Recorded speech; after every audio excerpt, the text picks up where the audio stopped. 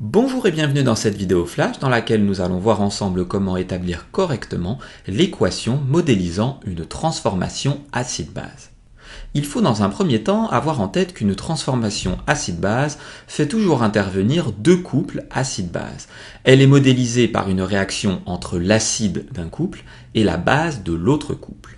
Voyons maintenant quelles sont les étapes à suivre pour établir l'équation de cette réaction acide-base. Dans la première étape, il va falloir identifier les réactifs de la réaction et les couples acide-base mis en jeu.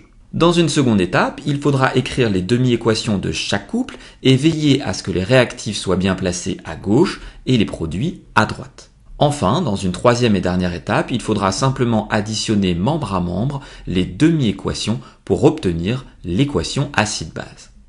Attention, il faut bien avoir en tête que les ions hydrogène H+, n'apparaissent pas dans l'équation, on va le voir à travers l'exemple suivant. Pour être sûr que toutes ces étapes sont bien comprises, prenons un exemple dans lequel on mélange une solution de chlorure d'ammonium, NH4+, et Cl-, avec une solution de méthanoate de sodium, Na+, plus HCOO-.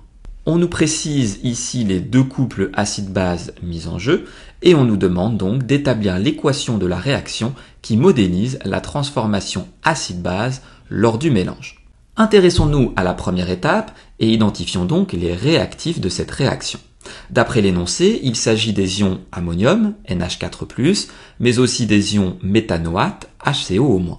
Attention, les ions chlorure, Cl- et sodium, Na+, sont ici des ions spectateurs et ne participent pas à la transformation chimique. Passons maintenant à l'étape numéro 2 dans laquelle il faut écrire les demi-équations de chaque couple. Cela a fait l'objet d'une précédente vidéo. Si vous avez besoin d'une piqûre de rappel, n'hésitez pas à cliquer sur le lien en haut à droite qui s'affiche sur votre écran.